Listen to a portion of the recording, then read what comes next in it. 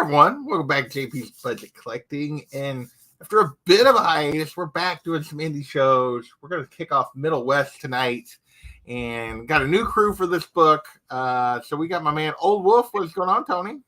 Not much. How you doing? I'm doing pretty good. I'm doing pretty good for a Wednesday. And we got our man Tacoma Comics in the house. What is going on, Tacoma? How are you? Yeah, I'm good. I'm just I shaved everything except the mustache for Crazy Hair Day last week, and now I'm starting to grow the goatee back. And just seeing me here, I realize why my wife is having such a hissy fit, because it looks horrible. But I'm happy to be here. Happy to be back. It'll be back before you know it. So yeah, happy to be back for another another season. Since Lock and Key, I haven't been with you, so it's been pretty cool. Yeah, we haven't had you on for a while. So yeah, so it was time. It was time. I try to keep rotating it around. So for sure. Actually, I'm a little nervous. Yeah, this is Tony's first time joining me for an interview. So yeah, it's all good. Speak from the heart, man. Speak from the heart. We're just talking comics. There's no, we're just hanging out. There's usually 4 people in the chat for these, so it's just us, really. But I appreciate those 4 people. One of them is usually our man GPT. What is going on? We got Gunny in the house. What is going on, sir? How are you? Frog Brawler, welcome. So yeah, we're gonna talk. Our man John. Hope you're feeling a little bit better, John. I know you're. I just went through that, so So I hope you start feeling better soon. Just get some rest, man. Yes, it is a shiny head trio right now. So I just want to tell John, alcohol cures everything. So yeah, we're going to be talking Middlewest tonight. So this is, as always with the show, it is my first time reading this. We're talking book 1. So even though I got the whole thing in this collection, we're just talking the first 6 issues tonight.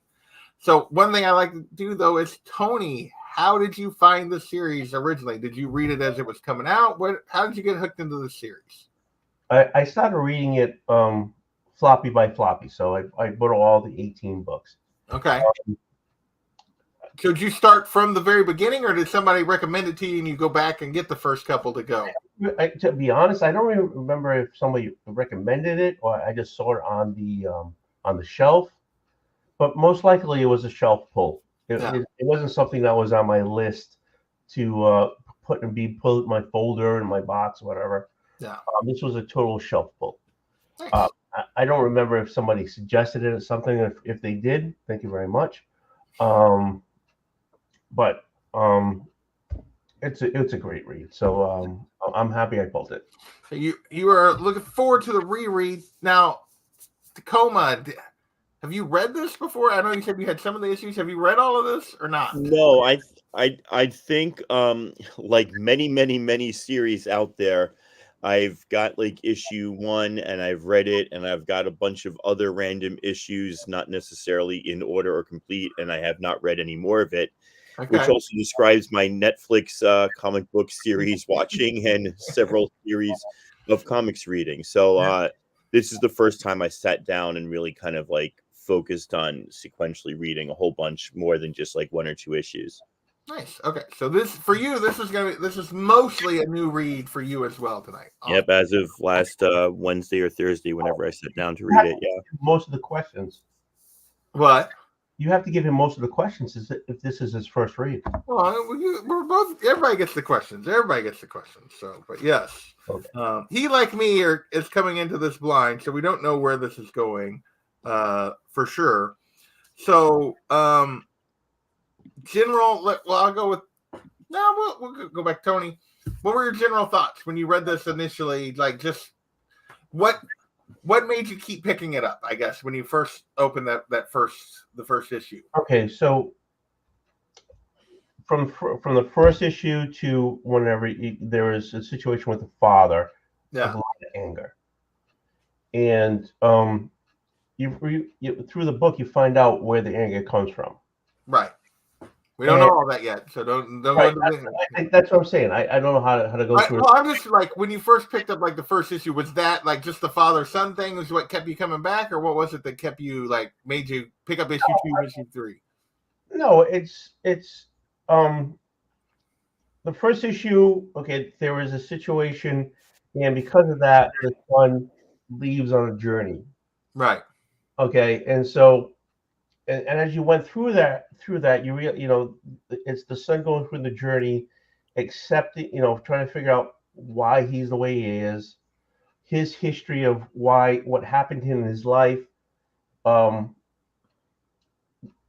affecting him as he is, because you find out what happened in his life and the stuff like that. So I keep going back to the situation with the father and the son type of thing. Yeah. Well, so that was the hook. That was the hook that got you in. That's the hook. Okay. Well, that's what I was just curious. What kept you going? So, Ian, you said you'd read the first couple of issues, but had never got back to it. Was that really the impetus for saying, "Yeah, I want to do this here"? Yeah. It was definitely something that I wanted to finish reading and actually collecting. So when you hit me up about it, I'm like, hey, that's something that I really want to get back to, because I remember this might be a case of one where I enjoyed the floppies better. I find most current modern comics, especially Image indies, read much better as collections, as trade paperbacks or collected volumes. I find they don't read as well as the individual issues. The arcs are better stories. But I kind of disagree with this. I what John said right there, it could have come right out of my mouth. Like, there was this fantastical world, and they don't explain a lot of it. Like, I still don't, at one point, the fox is referred to by one of the creatures as trickster, but like whether it's really our classic trickster or what the fox is, I still don't know. There's the guys that try to mug him on the train, just kind of like, like strange creatures appear out of nowhere once he leaves his town. And even in his town, the fact that he's got a friend who's the fox isn't considered weird by anybody. Yeah, a fox that talks, that everybody talks to. Exactly. Right. But everything else, like hanging out with friends, talking about video games, is perfectly normal. So there was this great contrast, and I love that they don't really explain it. When he's in the circus, there's no like, hey, you've entered a magical realm, where there's more of it now. Like, it's still just like a lot of normal with some weird shit, like the robot, right? Like, and that really got me in. But the 6 issues we read together as a story, kind of, I want to know more. I want to know like the stuff that Tony was alluding to, but I don't feel satisfied. There's not, like, typically when you get the indies, is they are written in a lot of ways nowadays for the trade. So you get a full arc in the 6 issues or whatever. This is not. Like, this is clearly a larger arc that we just ended it. They just printed through issue 6, and like you're waiting for more. Like, exactly, yeah. I kind of like, that I agree with. Go ahead. No, just that. I was kind of like, like you're sort of alluding to a lot of stuff, and I could see that maybe there's something more. And because we're not totally setting up the father as evil, maybe there's like an evil curse, like for one of a better word, that's making him this way, and we're going to find out, and what the old lady and Jeb have to do with it. But like, it just isn't flowing for me nicely to be like, that was a solid volume, you know? No, I get that totally, because arbitrary cutoff is a great phrase for it. Yeah, and like, because I find it interesting, because I think a little bit as I was going through this, particularly that first issue, I'm like, okay, like in my mind, I was going to things like God Country or Murder Falcon or something, where I'm like, okay, there's going to be like this obvious dynamic that's going on here, that it's paralleling something in real life, which I think we probably still are to a certain degree. But as I got into this, I just realized, I don't think this is as straightforward as like what those are in terms of the way they're telling this, way Scotty Young is telling the story. And so I'm super intrigued. We get, like you said, we get a bunch of fantastical characters. So let's just start diving in. So right off the bat, we see our main character here. It opens up. We get Abel on the first page in tears, because on page 2 and 3, we get this amazing splash. of what we're going to come to find out is, his dad or him or the monster inside both of them or whatever it is here and clearly basically like a human tornado. But that page that you showed, if you read it, sometimes it feels like it hates me. Yeah. So I'm thinking maybe that's the father, his feeling. Well, yeah. In this case, I do think it is the father because he's talking about the wind. The wind here is so violent here. I hate it. Sometimes I feel like it hates me, and it's clearly setting up this relationship that we're going to see through the first issue, which is, and we get it right off the bat, is that Abel. Somebody's yelling, like the father, the monster in the dream, is yelling for him. He wakes up. He overslept. His dad's on him, and not in a "hey, you overslept.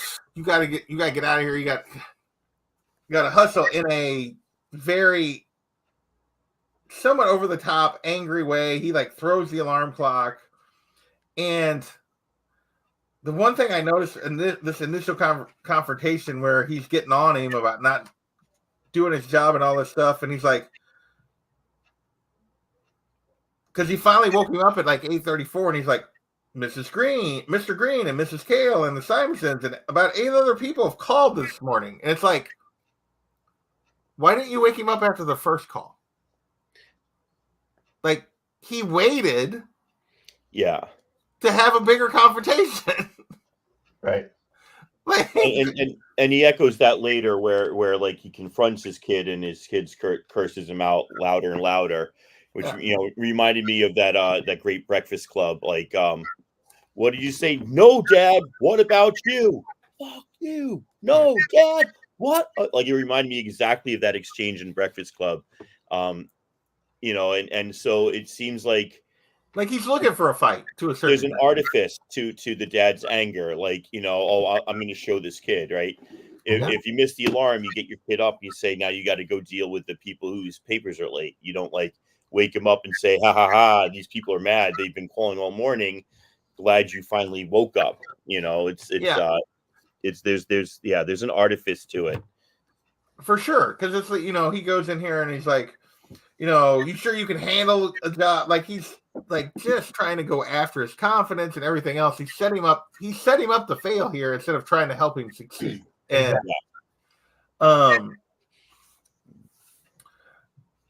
so, Tony, you have anything else to add about this initial introduction to Dad here?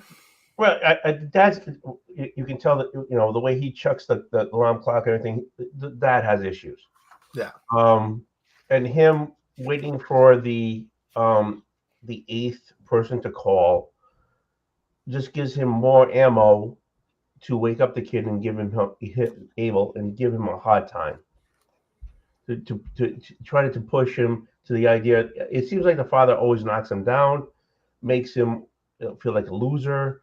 A burden.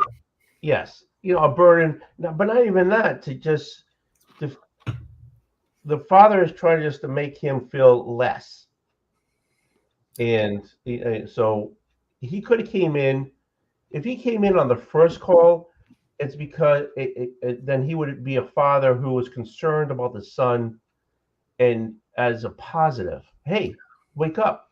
But him, you gotta go, yeah, right. But if him coming in on the 8th call, is it 8?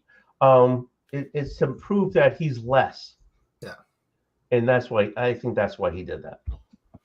So he finally is up. He hustled out to deliver his papers here, and we get to meet Fox.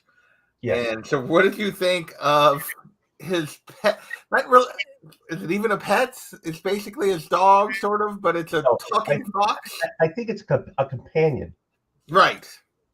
I think it's not a pet. It's a companion. No. It's a friend, and it's a friend who doesn't pull punches. No, he does not. Right in your face. It doesn't sugarcoat anything. It's I mean, the fox is also giving him tough love, but it's love unlike what it seems is coming from the father at this. Exactly. Yeah. And this is the first thing besides that early splash page. This is the first thing that really got me. It's like, okay, usually the fox appears and the fox is synonymous with the trickster. Like that's traditionally in fairy tales and folk tales, like what the fox represents. But here the fox, it's not a pet because it's not living inside. You don't feel like, he got up and had to feed him or anything. Nope. He's just there when the kid leaves the house and he's like, hey, you're late. Okay, so I'm not sure what role this fox plays and how it differs from traditional roles. And so I really like that dynamic because you wonder where it's going. And is he a friend? Is he a trickster? Is he somewhere in between? And so it's kind of cool the way they start out. I think he's the balance for the father. No. The father is totally negative on him. You're not positive. You're less, and this one is more of a okay. You should have got your butt out of bed and do type of guy. You know what I'm saying? So I think he's the balance for the father. For sure. So go ahead. No, I'm just saying that just me. I think this is the fox keeps him going where the father keeps knocking him down. Yeah. So from here we see him sort of continue to make some bad decisions here. His papers blow away, so he decides to just blow off the route completely and hang out with his friends. And this is the part where Tacoma is talking about, it's like we've seen this really storm monster and we've seen a talking fox and like there's like all these pink barrels of liquid that appear to be powering everything, and like and yet here's some kids going to the game store or the convenience store looking for snacks and looking to hang out and doing stupid kid stuff, and they get caught trying to shoplift that he lets himself get picked on. And here we see another example of dad doesn't come get him right away. He makes him sit there, makes him wait, and makes him stew, and before he finally comes and gets him. And then we get our confrontation here that kind of kicks off everything of dad's like, no, you don't get to come inside. You can sleep outside. You think you can, do whatever you want. You're on your own. What did you guys think about this whole sequence to end this where the fight with his father and what his father turns into, that the monster we saw in the dream is real right off the bat in the first issue? Like his dad turns into this thing. What did you guys think when you got that? Because I did not expect, like obviously we got the image at the beginning and it was clearly a representation of his dad, but I did not expect to actually get that right off the bat in the first issue. What did you think of that? Tacoma, let you go first this time. Well, I mean, that's what drew me in, right? That's that when I finished reading issue 1, that's when I decided I was going to collect this because just like in just that splash page there, it's like, holy cow, there's something big and powerful here. And right away I thought the wind or the dad wind monster was a personification of the dad's anger. Right. As we go on, it seems like it's a lot more. It's not just a personification. It's also vehicle. It also might be its own entity. I'm really not sure because I haven't read as far as you guys, but like just that part there. Oh, I've only read through what we're talking about tonight. So yeah, you and I are in the same place. So you're with me there. So I'm not sure exactly what it is, but my initial thought was this is really cool, personifying the dad's anger as this wind that's going to chase him on this train trip. That's initially where I thought this was going, is that he was going to be like staying a step ahead of Wind's dad, like while he takes a train through some sort of fantasy land. And it sort of is that, but it took a lot different turns I expected. But just the actual way that developed in the anger when it couldn't become contained, it became the wind, was just really fascinating. Yeah, we see he touches Abel here. Well, Tony, what did you think before we get there? What did you think of the whole dad's transformation and this whole sequence where him and the fox are making a break for it to try to get away from it? I mean, basically the father, again trying to dominate the son, is telling him, hey, you're not listening to me, you think you're better than I am, so you're going to sleep outside. And it was a little back and forth, and the son actually stood up and said, F you to the father, and then get a back slap. So, and what happened was, because the son standing up to the father angered the father, because he's, seems to, he has the same issues that, that he's not worthy, and that's why he's jumping over his son. He becomes the storm. Yeah. And that's when, like, Abel and the fox has to take off, because he's way too much. Yeah, and we clearly see here, I mean, this whole thing of when he touches him on the train as he's getting away, how that anger is being passed. Exactly. Whatever this is, it's representing the anger is being passed from one generation to the next. Yeah, it makes that mark on his chest. But it's interesting. They're like, I think that the going back a little bit, I think the mom is a big unknown here, because the dad's initially going into the house, right? He's going to shut the kid out, and then the kid's like, "This is why mom left you," and then dad turns around, and we actually see the scene from behind dad now, and he's like, "You're pathetic. You think she left me? She left you. We were the ones having a good time." So, like, there's something about the mom that's irking the dad, and he turns it around on the kid, and that precipitates the FU getting louder and louder. But, like, at first it was the dad was about to go inside till the kid mentioned mom. Yeah. There's clearly, like, whatever happened that caused mom to leave has left the father with bitterness toward the kid, whether or not it's deserved or what. Like, we don't know what the sequence is. At least we know. Tacoma and I don't know yet at this stage of what exactly happened with mom. But there's clearly, there's an anger there and I think and it seems to be a bitterness that we see a little bit later, and we get a little bit of flashback in that dad's like, he's treating Abel poorly. Yep. Like, so when Abel, like, isn't happy with him, but yet he's like, I'm the one that's here. She left. Like, when Abel is like says something good about her, and he like overreacts to the fact that, like, I'm the one still with you. So it'll be interesting to see, like, what actually happened, because with mom and how that dynamic is, because there's clearly an anger of, like, dude, you, like, throw her in my face that she's better than me, but she's the one that left you, and I'm still here.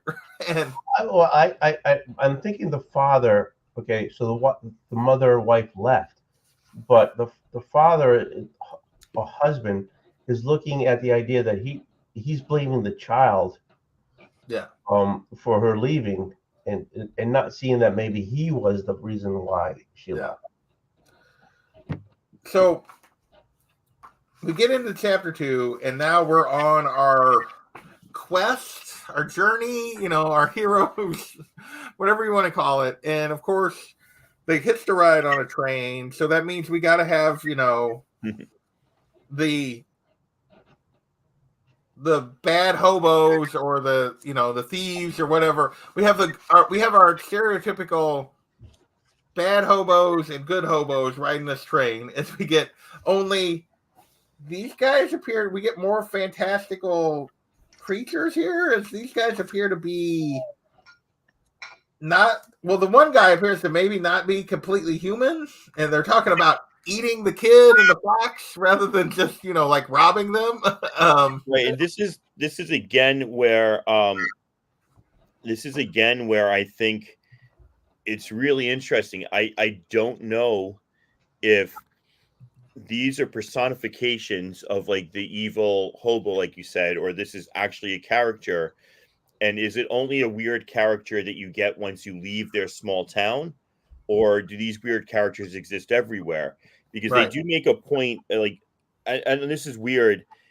The blurb on the back of the book says predictable, normal, boring. Most days in Farmington are like any day in any small town in the heartland, but Abel is used to it. He runs his paper out, tries to keep up with his schoolwork and aims to stay on the good side of volatile single parent. It seems like somebody didn't actually read the book, wrote that, or read like an early draft, right? One fateful day, Abel's ideas of normalcy, safety, and security are torn to shreds and blown away as a storm levels Farmington. What's more, the storm is chasing Abel and knows its name. Like, it really feels like they only knew half of what this was about when they wrote that, because it doesn't quite track. So I love this fact that, like, you've got this story which is mixed up with, like, you know, stereotypes of folk tales and the fantastical, mixed in with the normalcy that also seems to have a bit of fantastical, like those funny pink lamps that, like, were hanging outside his porch when his dad was yelling at him. They don't just exist like in the fantasy world he's gone to on the train. They've been there all along. So it's really fascinating to me the way Scotty Young kind of like developed this world, and you have to kind of try to pick out what's normal real versus what's like crazy real versus what's real. Yeah, for sure. And you know, we get, it's a very, it kind of throws you off balance, but there's clear like traditional themes here, because we get these bad guys, but then we get the old guy who is going to be our, at least appears to be for a little bit, it's going to be our guide or our mentor or somebody, you know. So what do you think of our introduction to Jed here? We're jumping over the bird guy. Oh, you want to talk more about the bird guy? No. I'm just trying to stay in the mood here. I mean, other than him being like some sort of kind of monster human, what we've seen so far is, for the most part, Abel's interactions with people have been negative throughout this whole book. It's been his dad, even his friends got him in trouble. The shopkeeper was actually the only person who like sort of got him in trouble with his dad, but also was trying to look out for him because he didn't call the cops. Was the only positive. It was just, you know, you're shoplifting a bunch of little whatever it was. It was nothing great value. Yeah, so he was actually like a positive, but I don't know. The Birdman didn't make much of an impression on me, other than it was a reason to introduce our wizard, old sage kind of guy here, who they basically follow back to his, and we see more like kind of fantastical, weird rabbit, squirrel, something creatures. I don't know what these things are. Exactly. This is not like this is not our world, put it that way. No, and more that this world is a little bit fantastical. Like he just keeps driving home as we first get out of town, that, you know, the fox talking, nobody blinks at that, and there's just a lot of fantastical elements to this world that we're in that are, it's like ours, but it's not like ours. Exactly.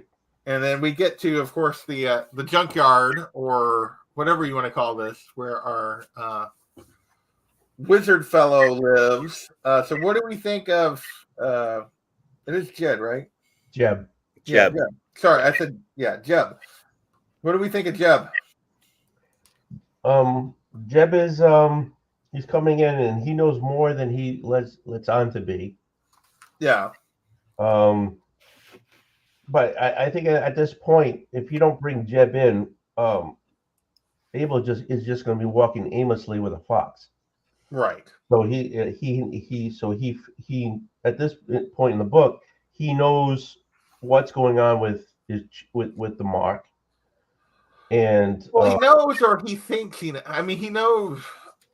I am curious about how much exactly he knows. He knows the mark is trouble, but I don't know if he really understands completely what it is at this stage or not, because even when they get to his sister later, like who he sends him to, she doesn't appear to completely know. But yeah. I thought it was interesting, like, that he showed up at all, right? Was right. It pre-planned, or was it just like he happened to be riding the same train, you know, that they just grabbed when they were running away from the wind, and he happened to be able to take care of the Birdman weird thing. and then he's like, "Oh yeah, follow me. Everything's cool." And I looked very carefully going back and forth, because I keep thinking like of this almost as a parallel world, Right. where and I wonder, is this the shopkeeper with just like longer hair? But it's not. Like I looked at and compared the faces and the beards and the hairlines, and it's clearly a different person. It's just another wizened old white man to save the day. It's Albus Right. Dumbledore, Obi-Wan Kenobi, there. So yeah, I mean he plays a very familiar role, and I guess that's about that. He doesn't strike me as like particularly interesting, only because we've seen him before. Right. Yeah, he's very much a character that, or at least comes across in what we see of him here as a character that we've seen many times in these kind of stories. But what is a little bit different here is Abel and Fox basically get a little information and they bail on him. They're not looking for mentor training, whatever, mystical guide. They're like, okay, he has some potential information that there's somebody else that knows better. Let's go. Well, it's because go ahead. No, which actually made no sense. I mean, it has to go with the flow of the story. But this is, he took off from his father, hopped the train, and aimlessly has no idea what's going on. And the first person that has some idea of what is going on with him, they take off. I didn't understand why they took off so fast. It seems forced, right? It's a little strange. It's just like we're not waiting, right? And he says like because he's worried and he doesn't want to be patient, so it could be like the impatience of youth. But he gets kind of very angry, and the fox is in like, so you want to go snoop around, see what else we can find? It's like, yeah, it works for me. I think I think it's a trust issue. Like, yeah, the adults in his life have not necessarily been trustworthy. So, yeah, this guy came along, helped him with this Birdman dude.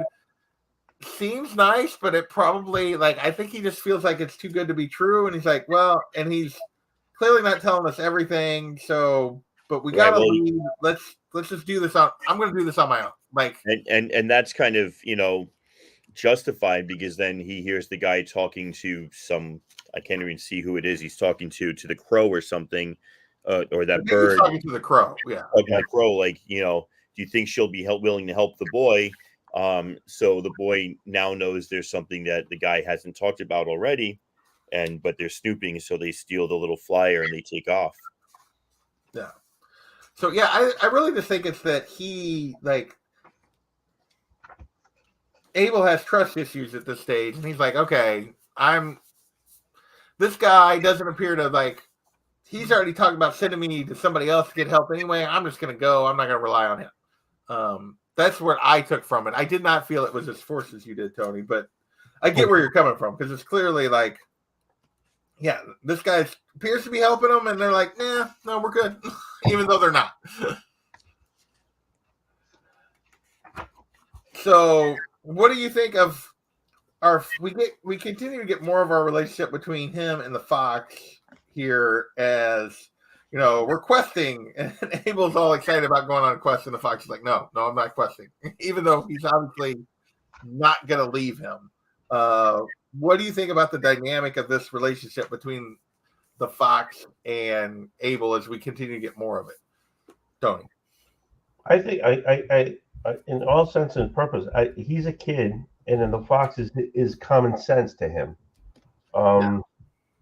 He's, I guess, I mean, other than what he had with his father, he's a little naive of what's going on. He's just like, okay, now we have to find this. But the fox is more common sense to him, more like in your face. This is it. I'm not playing around. Okay, so we okay, and this is the plan we have to do, because and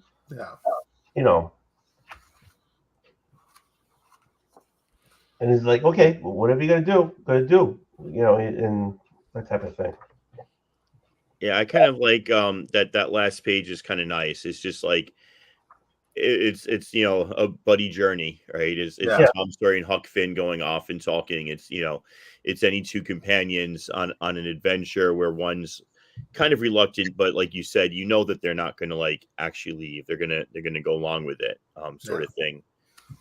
The reluctant companion here for sure. Yeah, for sure. So the next thing we get kind of here as we get into the next issue is obviously we see a little bit more of them traveling to start off, but then we get the aftermath of what happened with Dad in the town, and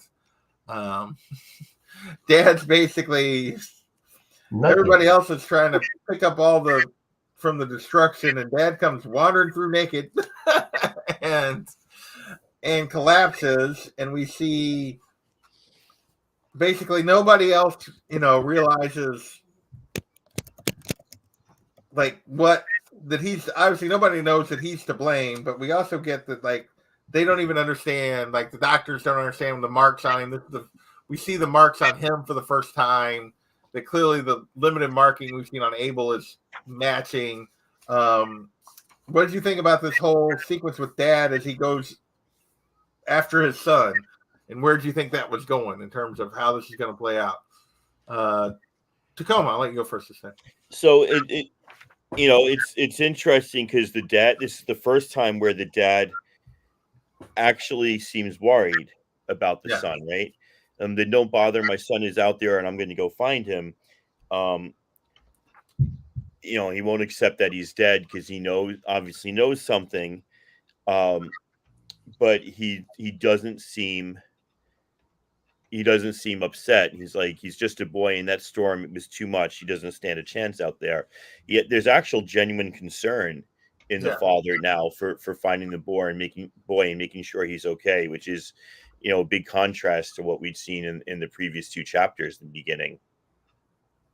What about you, Oldworth? What did you think about this and his reaction to his son missing? One, I can't believe that this guy with tattoos from neck to feet is walking around naked and nobody thinks twice of it. Well, everybody else is like, their homes are destroyed and they're injured. What they say, 10 people died in this thing? Like, I think a guy being naked is not, I don't think high on their priority list. But he sees a picture of himself with the family. He says, "I'm sorry," and he blacks out, and then he ends up with. Have we gone into when he's into the hospital? Yeah. And, with this whole sequence with him, the hospital, and then him leaving. Yes. So you can talk about any of that. Yeah. Yeah, I mean, it's the sheriff comes in. It's like he's not here. Like it's no big. Almost like it's no big deal. I mean, because all the stuff's gone up, and and so it's like I'm going to find my son, and he takes off. Well, he's taking the standpoint of she believes he's just dead, and they just haven't found him. Right. But when he picks up the picture of him and his family, the father and the wife, and he's like almost apologetic. Did I say the word right? Yeah. About what he did to the son, because so the father, he knows he has issues. Yeah. And he just slammed on his son and pushed him away. Yeah. So there's more going on with him than. And I think this is where, for me, it turned a little bit because it was like, all right, this is gonna be a story about abusive father and a kid, and then it's like, well, and right. and it still is, I think, to a certain degree, but like, it's clearly that the dad knows. Well, this is where it sort of bothered me a little bit because I don't know what's going on, but we're sort of led to believe that the angry part of him is with the wind, and that's a separate entity from the father himself. Right. And for whatever reason, the father has always been harboring that or always had that, and we don't know why. But I just want to make sure going forward that it doesn't become an excuse for the dad's behavior. Like, is it? So right. I want an explanation. I don't think I wasn't thinking along that lines. I was thinking there was going to be more depth here than just a straightforward bad father, Like Yeah. there's And more nuance. I I want to guess see a little bit more of that explained before we get, yeah, before the first arc finishes. yeah. This feels like there's more nuance to what we're getting than what I initially thought we were getting from the father-son relationship. So we jump back out of town and we see we're in a world with trolls, and like we continue to get this. There is, something fantastical in this world, but really the troll is here. It's just a device to see that no, the son has some of this power now in him as well. For worse, if he blows the bridge apart, and then in the aftermath, we see that the mark has gotten worse because, to a certain degree, he used it. He used whatever this power is inside of him. What did you guys think of the sequence with the troll and how it's used here again to establish that this world is, there's lots of crazy stuff going on in here, and nobody really blinks an eye at the fact that there's a troll in the bridge. The kid, and the Fox was like, yep, trolls live there. Got to be careful, Well, it just shows that the fox is wiser, a wise fox, than than Abel. He's the fox. Abel's a kid. The fox is clearly more worldly, and Okay, and then like, how far are we going into the bridge? All of it. You can talk about all of it. Okay, yeah. So yeah, he answered the riddle, but he's still lost because now he can't get out, and so now he's using his anger, and so it's like, I think the fox told him to use the anger, didn't he? No, the fox what is the fox telling here? He says, "Get into the sun. He won't be able to follow us." Yeah. Right, but then the troll closes the shades or something. The fox says your chest is doing it. When they realize they're in trouble, he sees his chest start to glow, and he's like, "Your chest is doing it again." And then, like, and then it's just the troll, and he blows the bridge apart, and the troll turns to stone, of course. But and then the fox has a snide remark as they walk away, like because the bridge collapses, and it's like. He's like, is he? Yes, we're okay now. And then the bridge goes, yep, still okay. The fox is like, yep, does anyone die in this compendium? I don't know yet. We haven't. Well, 10 people died in the initial storm they talked about, but nobody we've met yet. Other than the troll, I guess. The troll has died now. So yeah, I found this. It was a device to show the power of his chest, but I found the troll to be kind of a trite encounter. Like, aha, troll under the bridge. Like, it's so basic. Like, oh, and then there's a riddle, but then he cheats you. Like, it just was kind of like, duh. Like, it didn't. It took me out of the the troll took me out of the fantasy and back to like a reality almost. Like it was sort of boring compared to some of the crazy stuff we've been seeing. It felt like because I agree with you to a certain extent, especially as you read through the rest of this, I feel like the troll and even the hobo guys are like, well, we got to have something happen during the quest to get to this fair or traveling circus, traveling carnival that they're going on. We got to have something. They can't just like walk and get there without any kind of issues. Like we got to, and so it did feel a little bit out of place to a certain degree. Mm-hmm. Other than as an excuse to like have something happen that forces him to use the power, even though he's so. What about you? Do you have any thoughts on the? The whole troll thing was just for him to use the power. Yeah. So I mean, he used it once. Now he uses it twice, and now the scars, whatever that is now expanding. Yeah. So So I think that's the only reason why the trouble is there. All right, so that takes us to chapter 4 here, and we make it to this carnival that we're trying to get to. Garland. And we see them. So the fox has been. We see the fox is not really just the good angel on his shoulder. He's he's trying to teach him to survive here for sure. Mm-hmm. But he's teaching him how to tricks to steal food, and then he teaches him to try to pickpocket, and which ultimately leads him into getting in trouble here at the carnival. So what do you think of this whole sequence of them at the carnival and how this plays out in terms of, and then eventually him getting caught? Tony, what did you think of this whole sequence at the carnival? The whole thing was for him to get caught. Yeah. I mean, if he just snuck around and looked in windows looking for the person he's looking for, it would have been boring. He wouldn't become, nothing would have happened. So him actually going out and getting some food and stuff like, and stealing from the carnival was his way of being introduced to the people in the carnival. Yeah. What about you, Chacon? What do you think of this whole sequence here of him in the carnival and his choices he's making here? Because he's not necessarily making great choices. I get what Tony's saying. It just it bored me a little bit. Like the troll part, and then this beginning is probably like my least favorite part of the whole volume.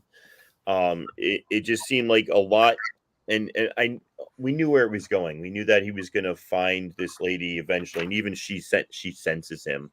Right. Like Obi-Wan sensing Vader.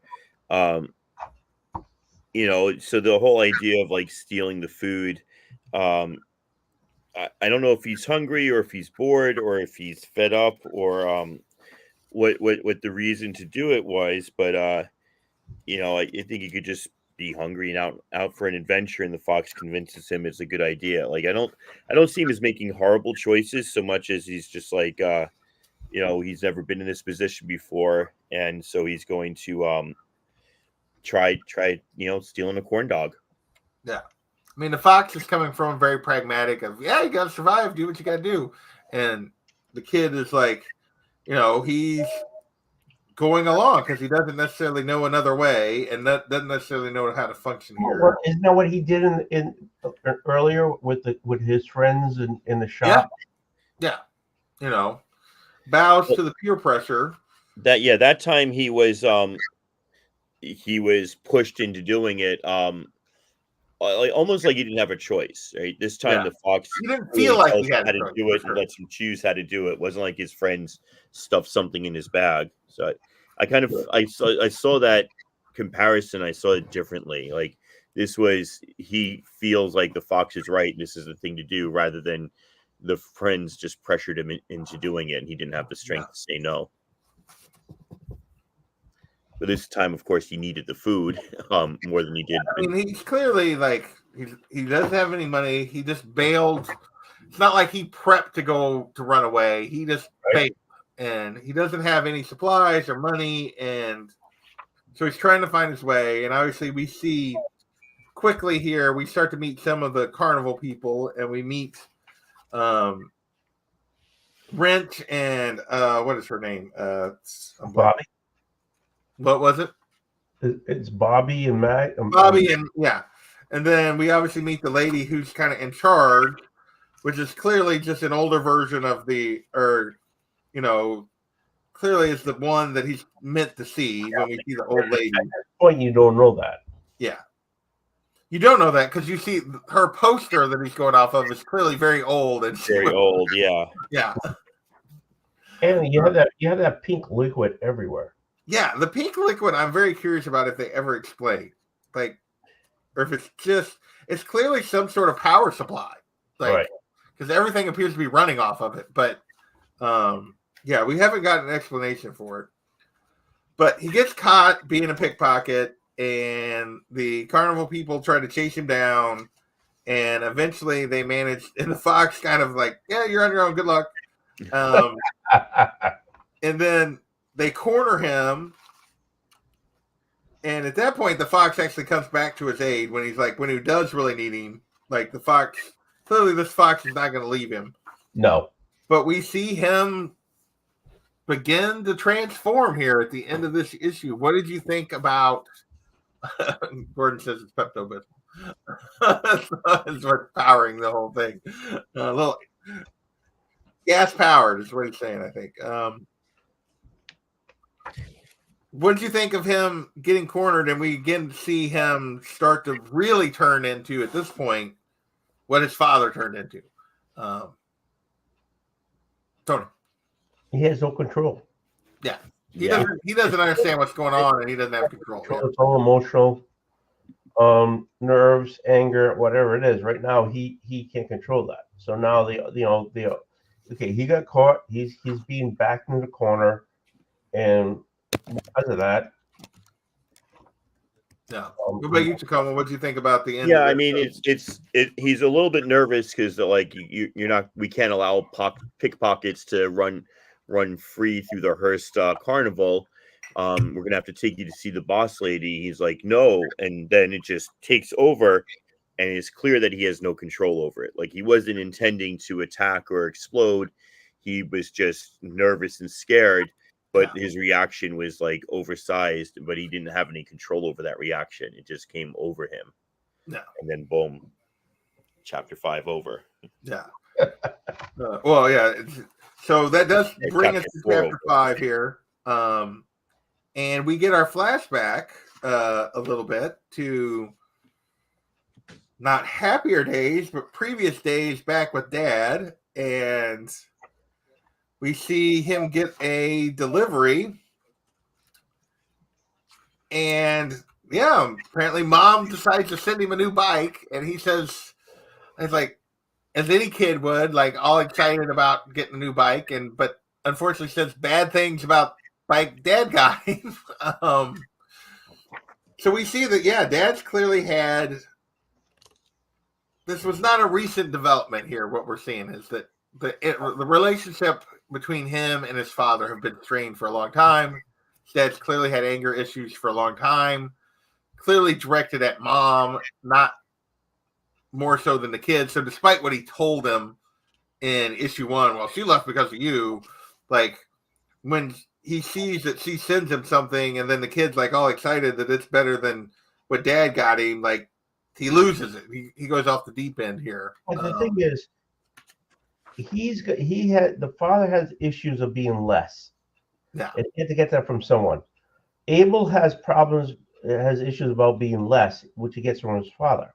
So yeah, you can only assume that the Dale gets that feeling of being less from his father.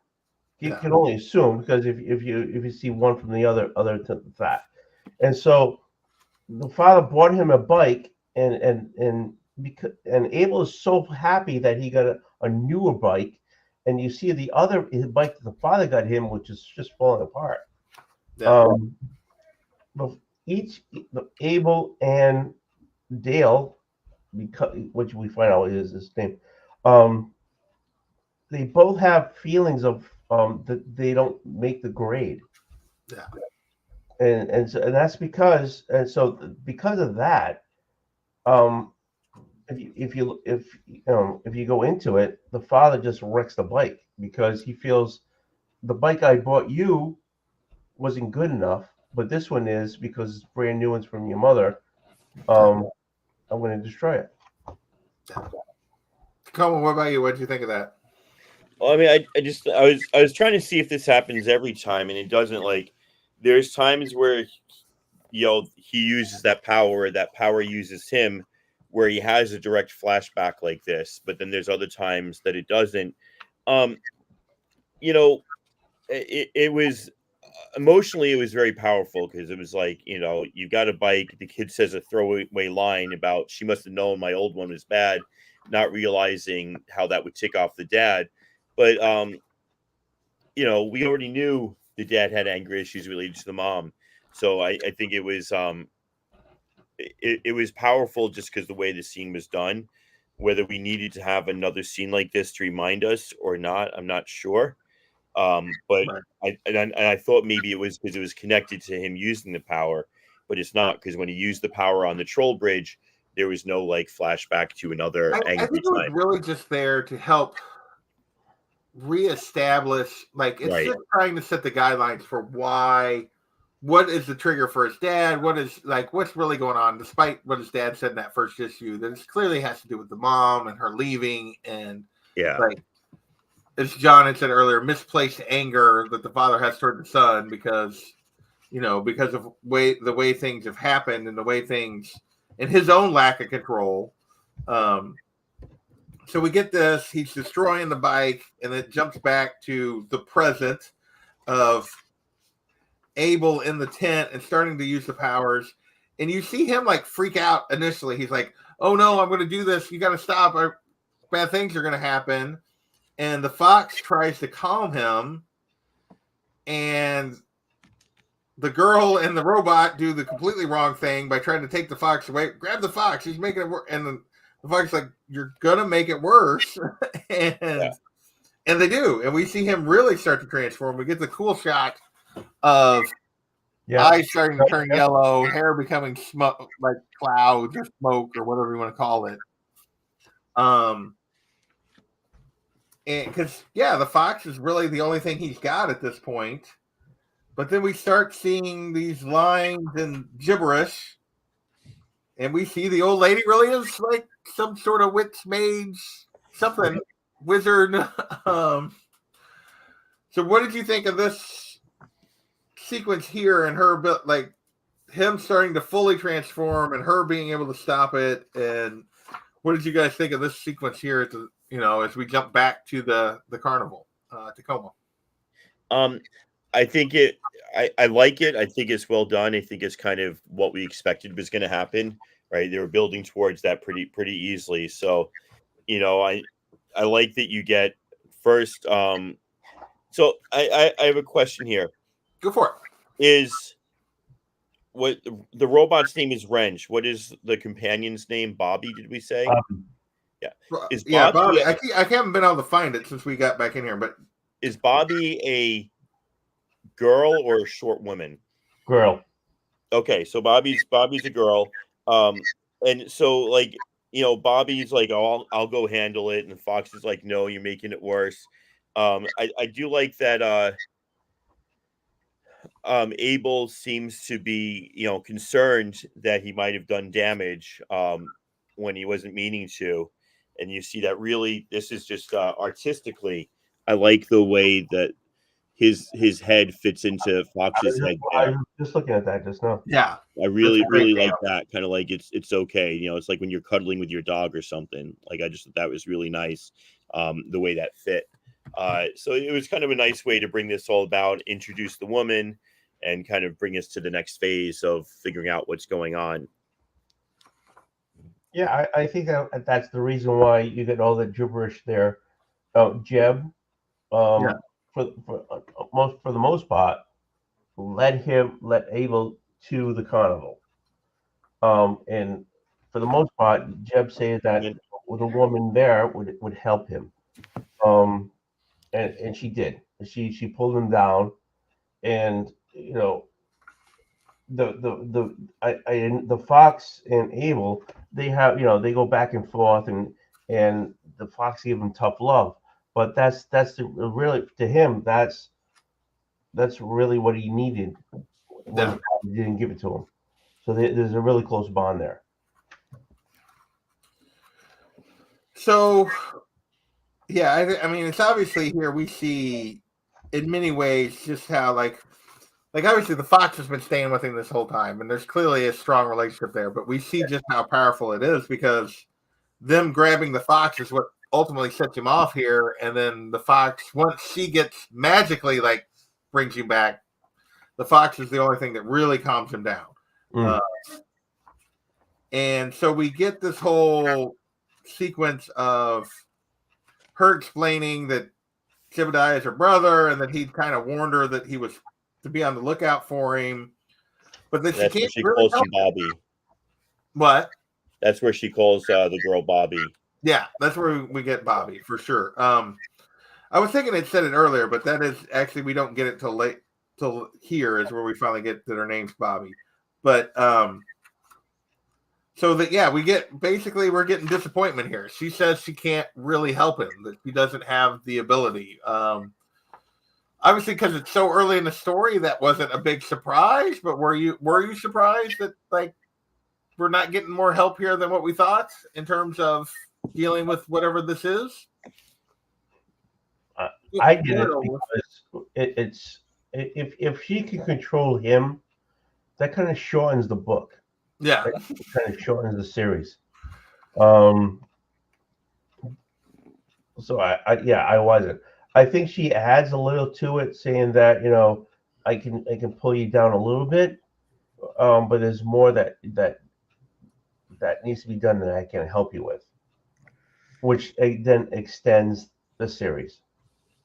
Yeah, I kind of at this point I was feeling like I wanted more answers. Like I felt this series could still go, but maybe I wanted something. Like we'd been kind of left hanging a little too much as to figuring out what was going on. So I kind of was hoping that they would get a little bit more clarification, or just well, a long time ago I was that lady, and I could probably help, but maybe not that much. We'll have to see. And like it just keeps going a little bit. So did you want her to be a start of a trek? I could have helped you years ago, but you need to go here to. No, it's not necessarily that, but I think it would have been nice if she'd given, like, I can't necessarily, like, I don't necessarily have the power to completely help you, but a bit of an explanation of what's really going on with it. Like, I think to me, like, what her understanding of what's happening to him, and she doesn't really give him anything. Right, except join us and we'll hang out in the carnival for a while. We'll figure it out, but like, I think some real guidance here of what he was dealing with would have just helped him. Like, okay, I can. Right. She knows what this is. You have this. I can't help you because of this. Right. Not like, well, let's see. I hope it's okay. But tell him in days of yore, the wind stalkers used to roam the land, and they, the 5 rings of destiny made the wind embody themselves in the 6 different emotions of time in the 7 lands of the candy world, and you're one of the leftovers where the wind wasn't captured properly, but we've lost the stones that can control the wind, so we'll have to go on an adventure. I don't need that much, but yeah. But like give me some lore rather than, oh yeah, maybe I can help you, but I can't tell you why. I can't tell you why not. I can't really tell you what's going, or I won't really tell you what's going on, but like hang out and work for me in the carnival. Like I just wanted like a bit more. If she knew more, even if she's not sure, like there seems to be something she could have told him. I mean, she clearly knows something, but she doesn't. Right. She just doesn't give him any info to help calm him about what's going on with him. Like if she could give him some info to just like, I don't know. It just felt a little flat. Like her intro here feels a little flat, and that she's not really going to be all that super helpful. So, and maybe she is, but based on the way this ends, maybe not. Or at least through the 6 issues. At the end of this, though, we get to see Dad has found Jebediah. Yeah. And we open the next issue with the aftermath of that, and that Jebediah's cool little junkyard plaza thing has been destroyed. The dad is clearly still on a rampage to a certain degree. And as a result, he sends his crow friend to his sister, and they go on the move. Abel's working there, but they're jumping around to try to stay away from Dad. What did you think about any of that, or did you have any strong thoughts about what Dad's quest to find him as we're getting an update here, or were you just more interested in how Abel fits in with the people at the carnival as he goes forward? Who? Either one. Go ahead, Tony. All right. The crow comes in, gives her the information, and she says, "We're taking off." So this is she's trying to avoid the father at all costs. Yeah. Yeah. Abel, he's actually, he's got a reason to feel not unworthy. The Right. father didn't feel less all the time, but now at the carnival, he's able to have worth because he's fixing this, fixing that. He's part of a family. He's getting positive. What's the word I'm looking for here? Reinforcement. Not down all the time. Yeah. And positive reinforcement. Yeah. Reinforcement. Thank you. He's getting reinforcement, positive reinforcement. Everything he does, where when everything he did with the father was a negative. So so the carnival itself is she's taking it to avoid the father, and the son has a reason to do something every day. Yeah. I mean, we get the great line here as we're getting him and her talking over the montage sequence of him working at the thing, and him and Bobby talking, excuse me. And it's, here everyone needs each other. It's nice to be, he said, it's nice to be needed. And she times it's wanted. And he's like, what? Wanted. I mean, it's fine to be needed, but it's better to feel wanted when people see you and want you around. And he responds with, I haven't ever really had that. Guess what, kid? You do with us. You're wanted. And, he's finally seems to be maybe finding his place, finding a place where he can, have value and be a contributor and be wanted, which is what he's never felt with his dad because of his dad's anger issues with. Exactly. I mean, you're staying there they're at the table eating, right? And he's in the middle of the table eating with a bunch of people. And he's like, I don't know. He's accepted at that table. So I mean, if you're breaking bread with somebody that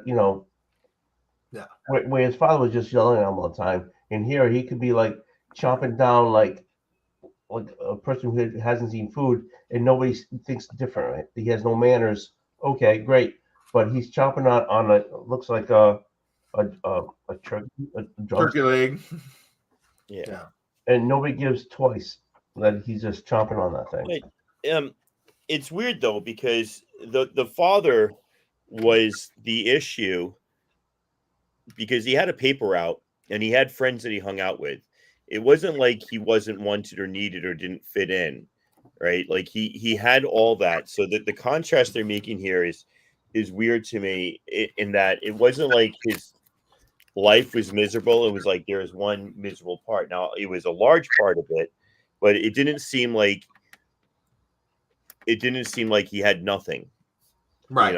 He had because it does kind of discount the fact that he had friends that came looking for him when he was on his paper route and were like, hey, come on, hang out with us. But there were friends. That wasn't family. This when you're breaking bread with a bunch of people at a table, that's family. If you're hopping on your bike going to the corner liquor store that has candy and whatever, that's friends. But what you're seeing here is family. He's starting to form a. All right, that's a good distinction. Yeah. So I just wanted to go back a little bit. There's this one part where he's talking to the lady and she's like, I need to get information. She takes out a book. He's like, what is this? Your book of spells? She's like, no, it's your employee handbook. And so it's almost like they're laughing at the fact that she wasn't giving him the information that I was looking for. Yeah. No, they definitely do. And he's like, but on the other hand, for the most part, there is helicopter, parents, whatever, where they're always on them, right? And with him, it's like they're not always on him. They're just accepting him easily. Yeah. without like they're not saying, not making them special or everything. Yeah, we're accepting you here. This is your employee handbook. Know it and get your stuff together. They're accepting him, but he didn't have that acceptance with his father. And that's the thing. It's a father. The father was supposed to be family, and he always got the, and here with this people, it's a family, and he's no different from anybody else, and that's what he wanted. You know what I'm saying? Yeah. Um, he Yeah, just wanted to be accepted as part of a family, and he didn't get that from his father. yeah. So he's finally feeling like he's found his place. Right. And so into this, she calls him back in and says, "Okay, I think I can help you." But she'd already talked about how big a risk it was to do whatever it is she was going to try to do. Yep. So she takes him into his memories here. So like they go into his mind, into his memories to try to figure out what's really going on. And we see angry mom and dad here. And then we even see like the one photo. I mean, there's a clue here that dad may have issues, but mom's not clearly what he remembers or what he wants her to be. Because like, I love this whole thing where there's a fake face over her face, like in the photo to make her smile. Yep. Yeah. And then you see her here just as angry as dad is as they're going back and forth.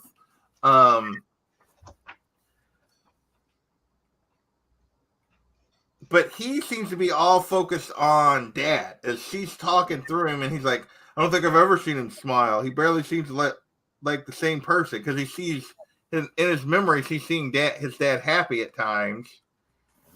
And she's like, yet there he is, loving you, allowing you to teach him a lesson in patience and control. And again, you got that kind of thing. You got, while he's talking about this and surprised that his dad was like happy in this memory. Yep. He's pasted over mom to make her happy in this memory. Right. Go ahead, Tacoma. You were going to say something? No, I was agreeing with you, but the exposition at the top of that page says, you think you were the source of his anger. For a time, it seemed you were the one thing that could calm it. Yeah. Exactly. I mean, at the beginning of the story of the story, he blamed the child for the reason why the mother wasn't there. Yeah. And it's not the child, it's him and the relationship between him and his wife, and that's why she's not there. Yeah. So we get another page here of mostly flashes of them, his dad smiling and them eating pizza. And we see again down in the corner, mom crying and, something broken. And then we get to a memory that appears to be a confrontation with another man who's older, which I'm going to guess, we don't know for sure, but I'm guessing is Abel's grandpa. Just the way this is laid out here. Yeah. I mean, maybe I'm way off, but that's the impression I took. But we get at the bottom, do you think you can hide from me, Abel? And then it's like, and it changes here. Like the memories change, and it's like dad's hunting him, or he thinks he is, and he gets lost into this, and we see the storm start to form inside of his mind. What do you guys think of? Well, A, do you agree with me that it's probably grandpa? And then B, yeah, I agree with you. That's grandpa. Yeah. Yeah. And then what do you think about how this changes and Abel starts to lose himself here? And we see her trying to pull him out and sort of failing. What did you guys think of how this kind of wraps up as we go into this? It's still his father trying to hunt him down, and him not being wanted to be found by his father, and him not being able to control his powers. Yeah. Tacoma, what about you? What did you think of this? I think it's just really cool, like the way there's the sort of dream world or trance world that he was in is almost too powerful for her to deal with, right? And then it mimics the physical real world. She's like, oh shit, 12 hours. We got to go warn everyone. If he's there in the dream, that means he's like, down the road in real life, the wind is there. Oh, I don't think that's Dad. Like when you get to the last page. Well, no, whatever it is, but I think Dad showing up in the dream, or at least that page where it's, did you think you could hide from me, Abel? Like that red dad there. That's like the split between the dad that is Dad and the dad that is the Mad Wind. And that's kind of where the two of them meet, and where we're not sure, because we haven't read any further than this, what is going on exactly. But the fact that dad shows up in the dream is what lets her know that the angry wind monster that is part dad or part of Dad is coming in real life. And she's like, there's a storm, we got to take cover. So yeah, I kind of really like the way that ended. Yeah, and I mean, and it clearly we see him start to transform in her trailer, and this time she doesn't try to she realizes she can't stop it. And yeah, the end of this issue, which is the end of our first book, that we're going to stop tonight, is Abel going full-fledged windstorm for the first time. Yeah. At the carnival, which is probably not going to have happy results, but that's where we end. So overall, Tacoma, you talked about this at the beginning, that it wasn't like an arc like we've gotten used to with like a full arc like we've gotten used to in terms of indie comics lately, but clearly just the first part of the story. What did you think of this first volume overall? A little disjointed, right? I go back to what I said. I think these read better as individual floppies than as an Image indie arc, which is unusual. I find modern Image indies to read better as arcs than as individuals these days. So it wasn't as smooth as I expected, but I want to read more. Yeah. So I guess it accomplished. I want to figure out where it's going and what's going on. So I guess it accomplished what it was trying to. I feel like this one for me, and I'll come back to you in a second, Tony, is I think it's going to be it reads as a arc, not as a volume, not as 3 volumes, but it reads as an arc, a whole thing. So you're talking about it, you're reading it as flow, you're reading the whole thing. Probably it reads better than either reading the individual issues over the months or reading the book volumes. Could be. Yeah. But we'll see as we go through this. Tony, what about you? What did you think of these first 6 issues on the reread? Or I mean, again, I agree with you on the arc. This is more of a 3 issues type of thing. Only because I've read all of them. But I enjoyed it. I mean, it's a the father has issues. It came from his. Well, I don't want to jump ahead, but anyway, so so the father-son thing, there's issues there, and the son is taking a trek with his conscience, I guess, or his, with the fox to figure out where he is because of the issues with the father-son type of thing. So I'm happy to read the next arc. Yeah, and I mean I'm enjoying it. It's not exactly what I was expecting. I would agree with Tacoma. It is a little disjointed in terms of there's just some things in there to make it the things with the troll and some other stuff that's we're gonna make it a quest and but exactly. Whereas I think I would have rather had a little more expanded time at the carnival, as opposed to the troll. You know what I mean? Because we get that 2-page or 3-page montage sequence of him at the carnival, finding his place, and I think I would have liked a little more of that. Slow that down a bit, yeah. Yeah, I think that would have been. But overall, I'm enjoying it. I'm curious where it goes. We didn't talk a ton about the art. Despite the style seeming to be a little bit cartoony, it's not actually Scotty Young art. It is Jorge Corona art. So, and the colors here are very vibrant. Yeah. So yeah, I'm enjoying it. I'm looking forward to more. We're at an hour and 20, so I'm going to wrap this up. We were a little long tonight, but that's, that happens on the show quite often. So that's just part of it. Any final thoughts before we call it a night? Just that, Tacoma, go ahead, and then we'll get you, Tony. You're okay. It's interesting to me when somebody who's primarily known for art writes a story and does the dialogue and lets somebody else do the artwork for him. It's fascinating. So I just think this is a really cool dynamic. Yeah. Tony, what about you? Any final thoughts on this first? I loved it before. I love it now. I'm waiting. So I'm waiting. I'm happy to read the next arc. I am looking forward to seeing where this goes for sure. So with that, thank Gordon for hanging out with us, Kenneth Bird for showing up. Rusto already left, but appreciate those guys hanging out with us tonight.